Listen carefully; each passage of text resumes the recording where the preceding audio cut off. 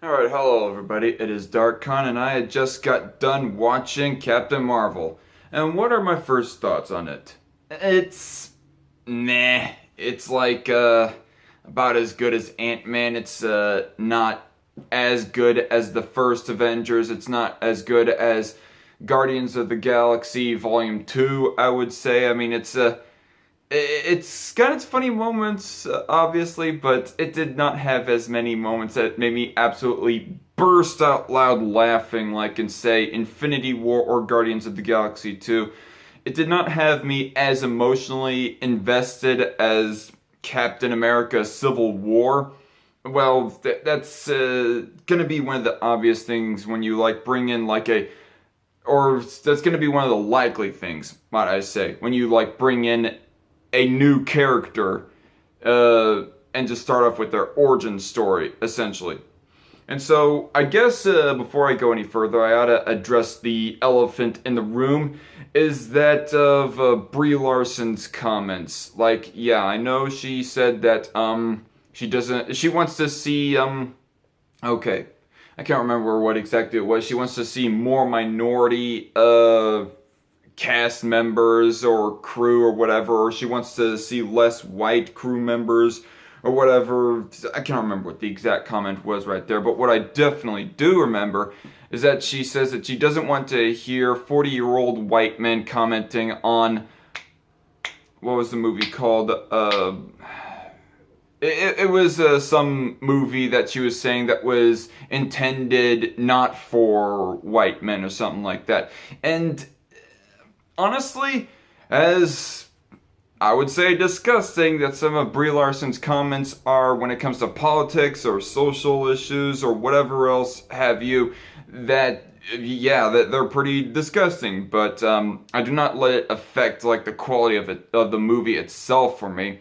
I want to keep the politics of the actors separate from the politics of the movie. Unless they are letting the politics of the actors like immediately reflect on the message that the movie is giving, and in which I have to say in this movie that was not the case. And also maybe there's a little bit more to Brie Larson and her character, or Brie Larson herself as a person, as to why people dislike her, but I do not know anything further than that. Please comment down below if there's any other problems that you have regarding her. But that said, this movie was not having that big of a Mary Sue type of thing, at least in my opinion. I mean, when it comes to feminism or anything like that, I would say that the way that they carried the whole, I guess you could say, feminist-esque type message in the movie, is that it was more along the lines of Furiosa from Mad Max Fury Road. I mean, she wasn't anywhere as bad as Rey from Star Wars Episode 7, for example, or even Episode 8. It's more along the lines of Mad Max Fury Road and Furiosa. I mean, you can tell that the hints of feminism are there, but they aren't that painfully smacking across the face, fuck you, men type of thing, you know, or make the other characters look like complete and utter punks in comparison. Like, okay, I will not say that entirely, because I will say that there were a few moments of where that Captain Marvel kind of punked Nick Fury as far as verbal bantering or whatnot goes. And I gotta say, it just felt kind of out of place, because you are like basically having this actress that barely nobody knows outwitting the character that is played by one of the most charismatic actors in all of Hollywood, that being Samuel Jackson. And it did not feel so right, in my opinion. So more about the movie. It felt kind of like a lot like Guardians of the Galaxy at first in the earlier parts of the movie. I mean, in the earlier parts of the movie, and I'm going to try to avoid spoilers for the most part throughout this review until going more towards the end. The beginning of the movie felt a little bit like Guardians of the Galaxy or Star Wars. It was a little bit more sci-fi, space adventure-esque, in the same way as Guardians of the Galaxy is, rather than as opposed to like more down to earth like Captain America was. Where in the beginning of the movie, it opens up with her like on some foreign planet called Hala, I think was what it was called, and then she next scene goes on some mission with her other, I guess, military comrades or whatever, part of the Kree Star Force, and that I kind of liked. I mean, it was fairly grounded in that one scene, at least. I mean, in the action in that ground scene, though, it was kind of dark. I'm going to be honest. Like, I know that I'm working with a dark atmosphere here as well, ironically, as I am, like, making that commentary. But it was a little bit dark in that action scene going towards more of the beginning, that it was a little bit harder to tell what the action was actually happening, what action was actually happening during the movie. Like, it was a little bit darker in that scene than it is in any other typical action scene in the rest of the MCU franchise and whatnot.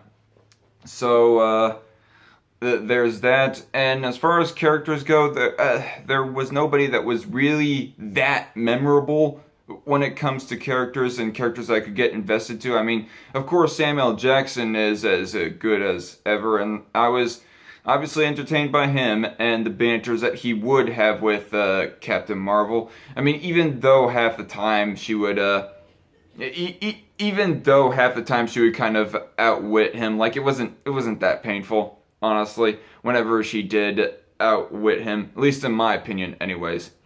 And obviously Agent Coulson is in this, and he's actually a rookie, so those are like the only characters I can name offhand right now. Alright, so I guess I will get more into spoiler territory right now. What are they called? The Skrull. They bring in the Skrull alien species in this movie, or they're more active in it. I do not know, I cannot remember if they brought in the Skrull like in earlier installments in the MCU or not, but they definitely were heavily engaged in with the Skrull and their storyline in this movie right here.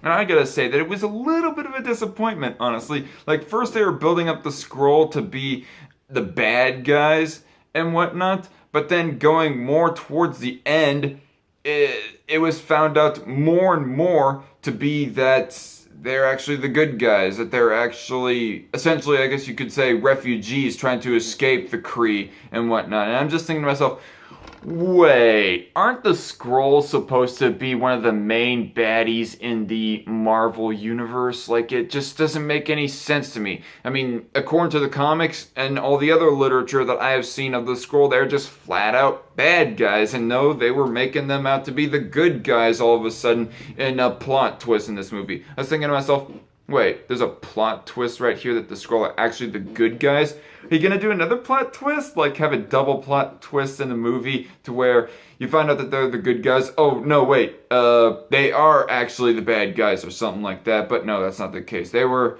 good guys at the halfway point onward.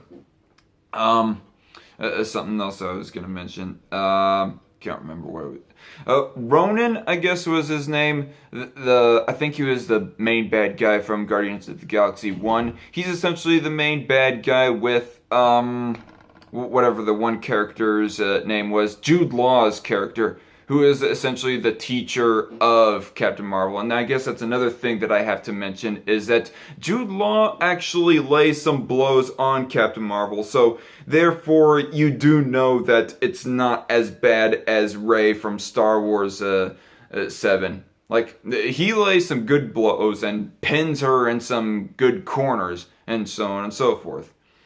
And the way that her power was progressed, like, at first, it was steady, I thought. Of course, the way that she gets her fire-emitting powers or whatever, it was the stereotypical, cliched, freak scientific accident is how I got my powers type of, rubbish. Rubbish, I'm sounding like a Brit now.